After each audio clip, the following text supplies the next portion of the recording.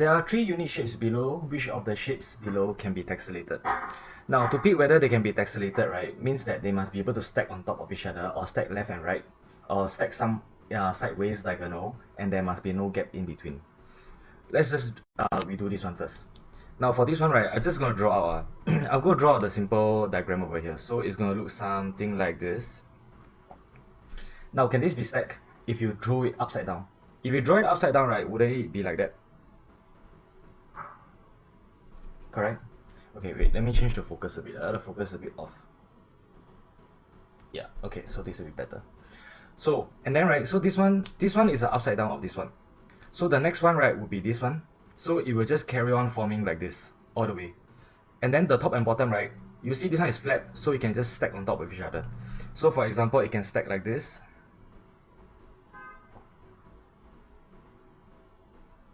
Okay. And then stack another one over here. Stack another one. You see? So which means that this one can be tessellated. So this is actually how you all find out whether it can be tessellated. Now, moving on to this one. Can this be tessellated? Usually for tessellation, right, you have to check left and right, top and bottom. But if you have no time, right, just check one side or one direction. Just check at least 2 directions. If it can tessellate upwards, then that means it can tessellate downwards. If it can tessellate to the right, usually it means it can tessellate to the left. Usually, this is the shortest method, but you must do at least 2 directions. Now, how about for this one? For this one, right, it actually looks like this. Now, let's try to tessellate to the right hand side. Okay, so, okay, at this point of time, right, you still cannot make any decision yet. Now, let's try to tessellate upwards. And then I tessellate another one.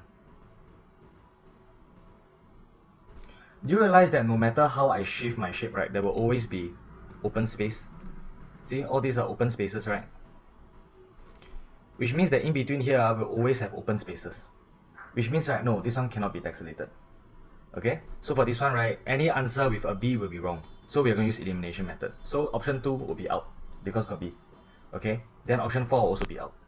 So all these are elimination method. So tessellation means that there must be no open space, remember. Now how about for this one? This one is by far the easiest one.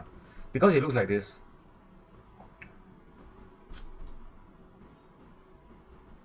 Okay. Then you just draw another one. See, it can be tessellated, right? So you can tessellate to the right. So just like for this one can also tessellate upwards because the entire thing is flat, right? It's just like this one layer, then tessellate another layer. So yes, so this one can be tessellated. So usually for the strategy wise, right, I'm going to teach you all right now. Always try to do at least 2 directions. Usually if you can go top, you can go bottom, you can go right, you can go left. So you can tessellate without any open spaces. But for this one, right, I go to right, okay, no open space. But if I go to top and then go to right again, see, there's open space. Which means that this one cannot be tessellated. Okay, so this is what it means. Alright, done.